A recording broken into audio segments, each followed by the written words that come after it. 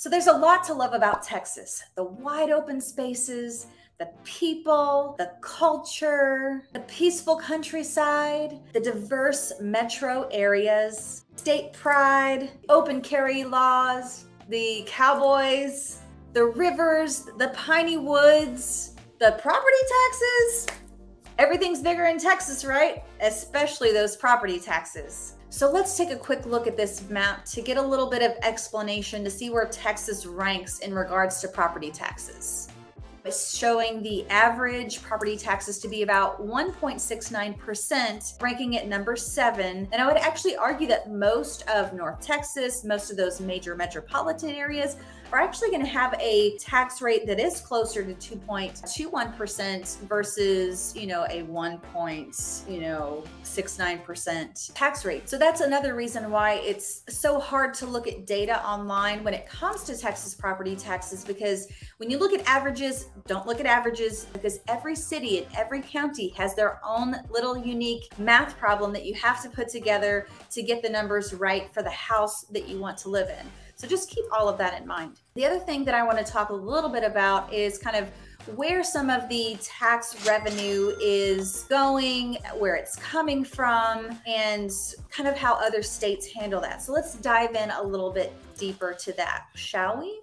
Yeah. So let me pull up a quick article. Now, this one says that in 2021, property taxes for the state yielded about $7.3 billion in revenue. That's more than half of all the state tax revenue. The state is subsidized by the sales tax, the tobacco tax, business franchise tax, oil and gas taxes, et cetera, right? So obviously property taxes are a huge part of our income from the state. So I just kind of want you to get that amount and that picture in your head so you can kind of hopefully better understand Texas is not receiving a state income tax. We do not have state income tax here in Texas, and other states will use the state income tax as well as the property taxes to do things on a local level and on a state level. Whereas here in Texas, the property taxes are covering everything on a local level and on a state level. So it's set up a little bit differently. Illinois collects state income tax, and this is a little bit about where the money is going. So 22% goes to K through 12 education from the state of Illinois, 19% goes to Medicaid, 18% pensions, 16% human services, debt services, public safety, employee health insurance, higher education. As you can tell, on the state level, they're funding all of these different types of projects with the state income tax, which Texas does not have. And then on the local level, they're collecting money for the city, right? So you got the city of Chicago, which is probably going to pay for your police departments, your local fire departments, your roads, and that type of thing. County is also collecting their taxes. We also have the Chicago Board of Education and School Finance Authority is getting a bulk majority of those property taxes in Chicago. We also have money that's going towards a park district, community colleges, a forest preserve district, and then a metropolitan water reclamation district. So all the money is going locally to this part of Chicago, and that was just based off the 2007 tax year. So just to illustrate to you guys a little bit more of Texas does not have the two taxing entities. It just has the one lump sum that you pay at the end of the year for your property taxes that pays for all of these things locally and all of these things on a statewide basis. So that hopefully it'll give you a clearer picture and let you know why the property taxes are higher to help compensate for the fact that we do not have a state income tax. And also the silver lining in all of this, guys, is that if you live here in Texas, you only file your taxes once, and that's with the national government for your federal income tax, and you don't have to do it on the state level too. So you don't have to file state taxes here. Yay. Property taxes here in Texas are compiled of 3 main components. You have your ISD taxes, which go to the school district that you are zoned to, city taxes that go to the city that you live in, and your county taxes that go to the county that you're living in. Now, there's a couple of odd things that can happen that will make those numbers different. Generally, those are going to be the 3 main components of your property taxes. Also in your tax bill, you may notice a couple of add-on taxes depending on where you live. So if you live close to a community college, you could see a community college tax that's a part of your tax bill. If you live in maybe a certain area that needs more funding for a hospital, you could see an extra tax for hospitals.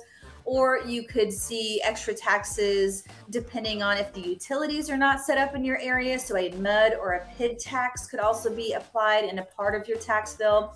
And here's where things get a little bit tricky and a little bit complicated. You could have a scenario to where you live in McKinney, but your zoning is to Frisco ISD. So do you pay your taxes to Frisco or you pay your taxes to McKinney? Here's how the numbers work. You're going to pay your city taxes to McKinney. You're going to pay your county taxes to Collin County. However, you're going to have a separate tax bill that comes in from Frisco ISD because that's where the zoning is allocated for that specific home. So you may get two tax bills. In other instances too, like let's say that you have a mud or a PID tax, you could receive a bill for your ISD, the three big ones, right? All in one lump. And then you may receive another tax bill that's covering your PID or your mud tax as well. So just kind of keep that in mind. Most of the time it's just going to be one bill, but in other instances, you may be living in a certain city with a different county or a different school district, and it can really kind of mess up those numbers and how many bills you're receiving in the mail.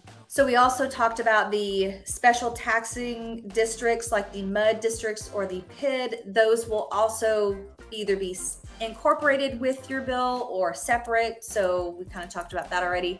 And lastly, if you live just outside of the city limits and you're not incorporated in the city, you may not be paying city taxes.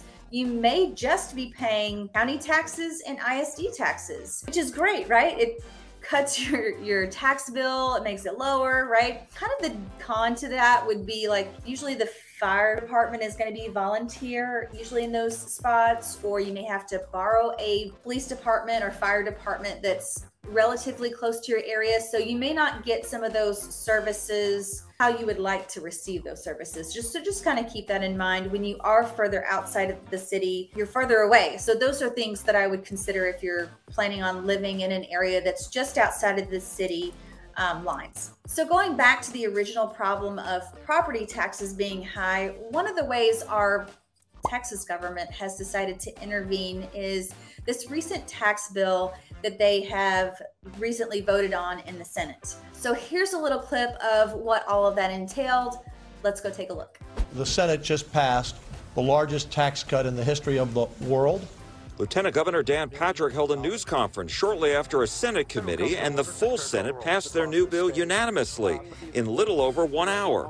If ultimately approved, homeowners and businesses would get a break on their property taxes this year. In the bill, they outline these key things. They're going to give $12 billion to the schools in the hopes that they will hopefully lower some of their percentages in property taxes. They're going to increase the homestead exemption to $100,000. So that means if your assessed value of your home is $400,000, now you're only being taxed on a home that's $300,000, which is really only a $40,000 difference when it comes to that. So it's less than half, right? A lot of people aren't sure if that's going to really make a big enough impact. And then you have franchise tax savings. So local businesses are going to be saving some money there. And if you own an investment property, or if it's a corporation that's owning several investment properties, they're going to cap those investments at 20%, meaning year over year, the home value cannot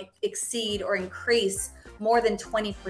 And that will kind of cap the tax rate at that level. Now we are going to vote on this in November. So let me know in the comments, do you think this is really going to give the relief that the taxpayers need? Just drop it in the comments. Now, here are a couple of solutions that I've come up with to hopefully help you lower your tax bill overall. So the first thing would be, if you haven't bought a property, look for an area that has a lower tax rate and the housing cost is also lower. Those two things can play a role in lowering your overall property taxes. So the next thing that you could do would be to look for a smaller home. So if you haven't made that purchase and you're debating between the big mega mansion and the smaller, more affordable property, go for the more affordable property to help you with your overall tax bill. The third thing that you can do is look for exemptions to help lower your property taxes. There are many that you can take advantage of. If you're over 65, they have an exemption for that. There's also several exemptions for veterans. For sure, if you're 100% disabled, your property tax bill is zero. So that saves you a lot of money every year. And if you are partially disabled, they will take off a percentage of your property taxes. So make sure that you are bringing your COE to the taxing authority to get that taken care of.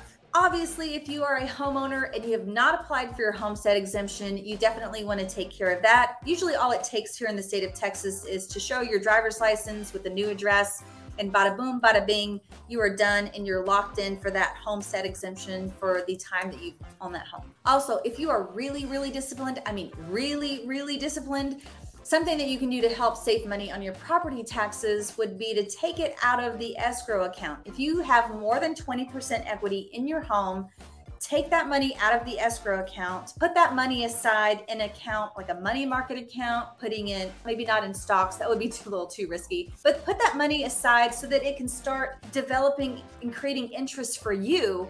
And then once the tax bill is due, pay off your taxes. Once your homeowner's insurance bill is due, pay your homeowner's insurance. It's a very simple concept, but you also have to be very disciplined. So other than trying to protest your property taxes every year, there's really not anything else more that you can do to try to save money on your property taxes. So on another note, I was trying to find an area with the lowest property taxes like in the entire state. And I tried to find cities and counties, and I found the lowest county, but then I was like, what cities are in there? It was a big hot mess. Let's just say the internet failed me. So what I ended up finding out was this place called Highland Haven, Texas has a property tax rate of 1.08. Now those property taxes include the city, the county, and the ISD tax, all add up to 1.08.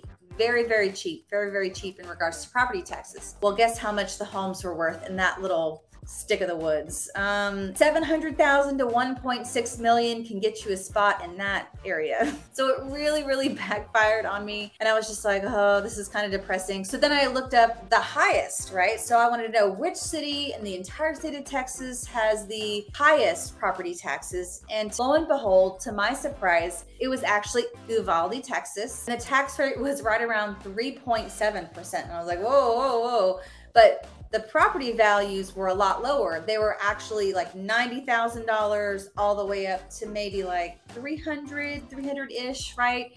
So very low home values, but really high taxes. So it was kind of a, you know, low taxes, high values, high taxes, low values, kind of backfired on me. And then I was like, had to do one more thing.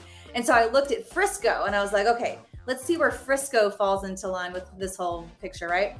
So I looked at Frisco, and Frisco has a tax rate of about 2.18%. And then the median home price in Frisco is right around $707. And I was like, dang, it's expensive to live in Frisco. $15,000 in taxes a year just for like a $700,000 house. That's a lot of money. So what do you guys think? Is there a spot in Texas that has low property taxes and low home values that we all need to know about? Let me know in the comments below.